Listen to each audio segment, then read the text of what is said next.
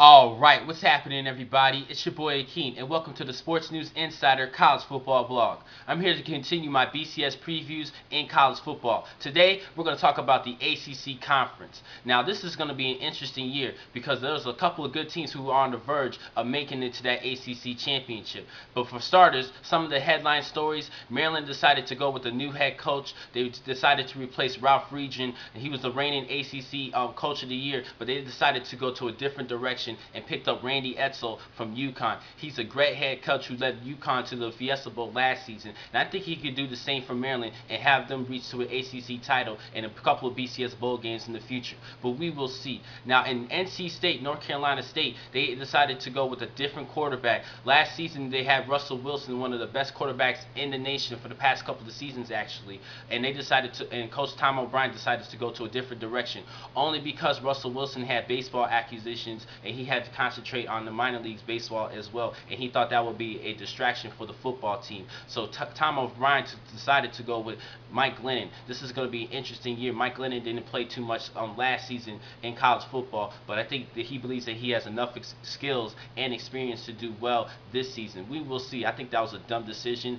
to put Russell Wilson on the second team and have him transfer to Wisconsin, giving them a great quarterback. That was a tough decision that he made. Pretty dumb in my opinion, but we will see what will happen this season. And also I got to talk about Georgia Tech, most recent news. They ended up being stripped from the 2009 ACC title because of their players, including star wide receiver Demaryius Thomas, receiving benefits and gifts. Demaryius Thomas received $312 worth of gifts.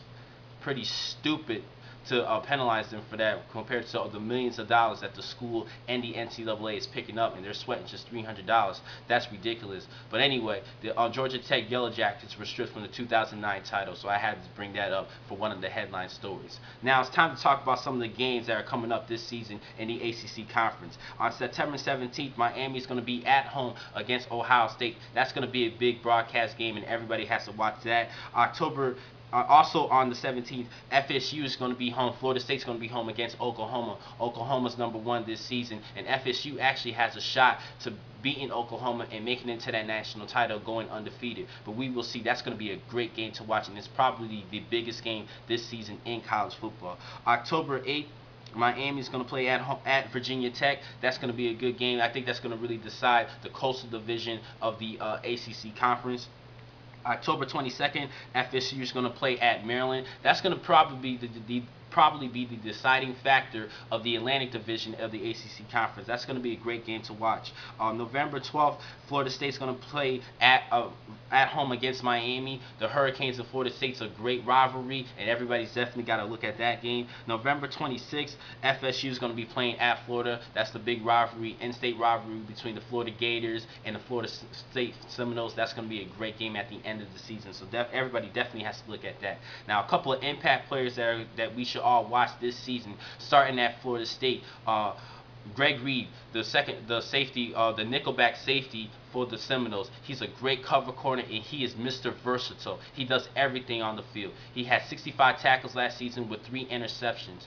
Also, he also amassed the kickoff return yardage record at Florida State with his kickoff returning skills. Plus, he's a great punt returner, averaging 10 yards per punt return. So he's Mr. Versatile. He's Mr. Everything to that defense of Florida State. Also sticking within Florida State, Brandon Jenkins, the lineman for the Seminoles. Last season, he was 3rd in the nation with 13.5 sacks, and I think he's going to have a big, productive year this season as well. And at Boston College, Luke Kuechly, he's their star player. 183 tackles last season, 325 tackles in his career. In just 2 seasons, this kid is on a manhunt, and he is all over the field. Definitely look out for him. And his teammate Montel Harris, he was one of the leading returning rushers of the ACC. He should have a healthy year and a great senior campaign. At Duke, you need to look at Sean Renfrey. He passed for over 3,100 yards, 14 touchdowns, but a whopping 17 interceptions. He really needs to work on his decision making and lower that interceptions just a little bit and get more touchdowns. If he does that, Duke can win some more games this season. So look out for Duke and Sean Redfree. And at North Carolina, look for Dwight Jones. He's going to be that star wide receiver in replacement of Greg Little. He had a great season last season, 946 yards receiving, couple of touchdowns. I think he's going to be that go-to guy for QB Brian Renner, but we will see. This is going to be a great season in the ACC. Some of the breakout players that you need to look at starting at Florida State again, EJ Manuel. He had a big game in the Chick-fil-A Bowl against South Carolina. South Carolina was the Eastern champion of the SEC Conference, and EJ Manuel had a good game rushing and passing. He had a good game. He's definitely should have a breakout season this year. He will be that main guy at quarterback for Florida State. Also at Maryland, you need to look at the quarterback, Danny O'Brien. He had a great year as a freshman, over 2,400 yards, 22 touchdowns with just 8 interceptions. So he has great decision making, and I think he could lead this team to a couple of victories and maybe get a shot to play for the ACC title matchup.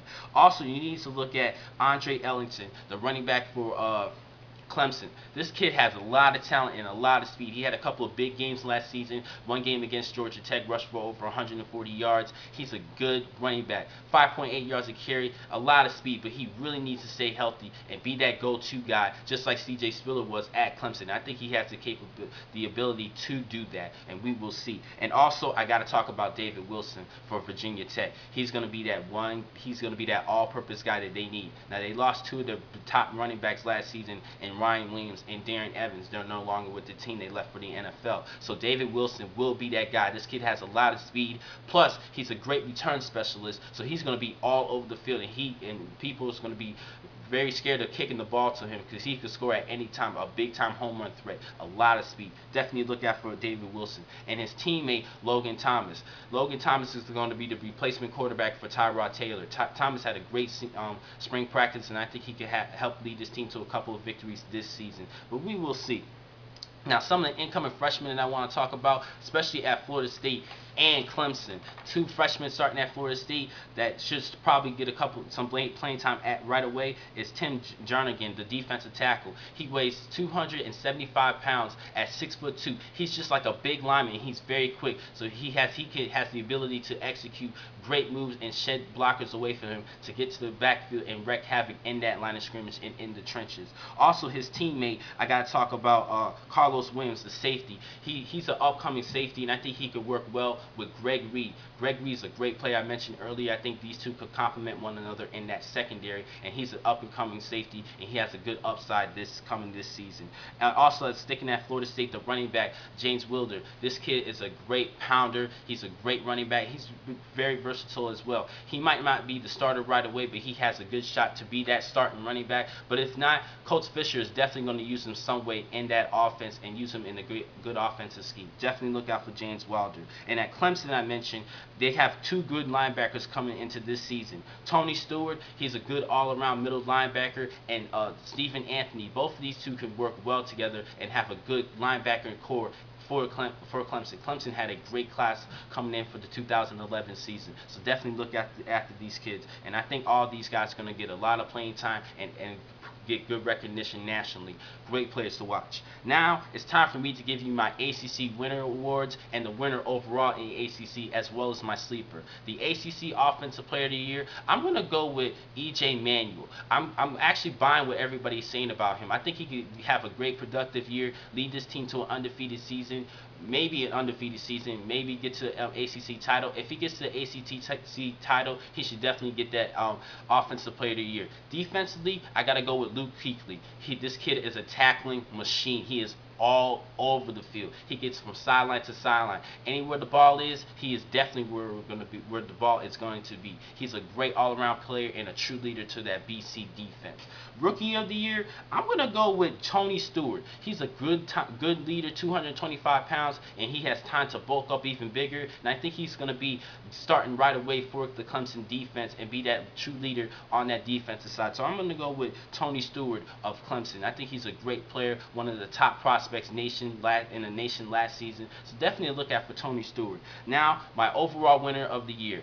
For the Atlantic Division, I'm going to go with Florida State over Maryland. I think that it's between those two teams, but I'm going to have to go with Florida State. And in the Coastal Division, it's between Virginia Tech and Miami, but I'm going to go with Miami. I think Ja'Cory Harris really needs to step up this season and lead this team to that ACC title matchup. So it's going to be between Florida State and Miami, and Florida State is playing Miami early in the year.